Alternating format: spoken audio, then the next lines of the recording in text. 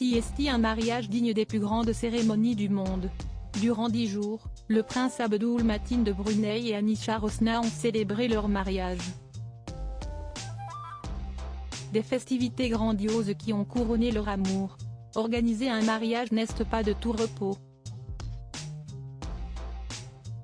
Choisir les tenues, les lieux, les menus de la fête, les musiques et établir la liste des invités peut être source de conflits au sein d'un couple déjà stressé par l'événement. L'avantage qu'ont les têtes couronnées et les membres de famille princière dans ce genre de situation, c'est qu'elles ne sont pas seules pour tout organiser. Et heureusement quand on sait que le mariage du prince Abdul Matin de Brunei avec Anisha Rosna a duré 10 jours et réuni des milliers d'invités. Les cérémonies traditionnelles se sont succédées, parmi lesquelles celle de la cérémonie des poudres, l'un des rituels les plus importants du mariage au Brunei. Lors de cet instant symbolique, les époux, tous deux habillés en rouge, ont reçu chacun la bénédiction du sultan Hassan al-Bolkiah et de sa première épouse, la reine Saleha. Le pays est régi par la charia, en plus de celui des autres membres de la famille princière.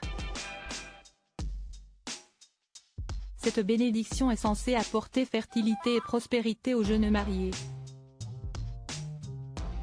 D'autres cérémonies ont eu lieu, comme celle où les hommes formalisent le consentement des époux au sein de la mosquée Omar Ali Saifuddin.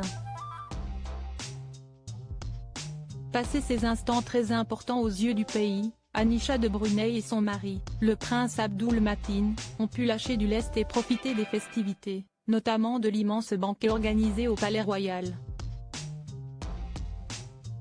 Une fête durant laquelle la princesse de Brunei est arrivée telle une apparition dans une grande robe blanche recouverte de brillants, comme le détail point de vue.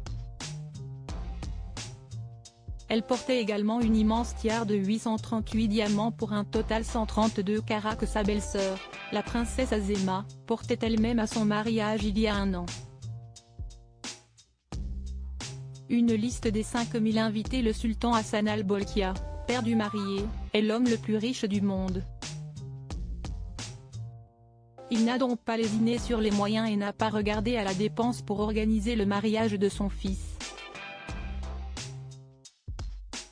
Pour célébrer l'amour du couple, il a convié pas moins de 5000 personnes sur les 10 jours.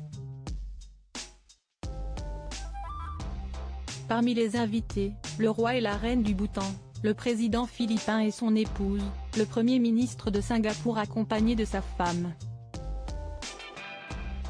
À l'image de tous les mariages royaux, comme celui de Kate Middleton, du prince William, ou encore celui de Meghan Markle et Harry, les deux époux, après s'être officiellement mariés, ont parcouru la ville en voiture, une Rolls-Royce. Pour saluer la foule, le cortège sillonne une capitale en liesse, apothéose de ce long itinéraire amoureux, précise le magazine Point de vue. La promesse d'une longue vie à deux.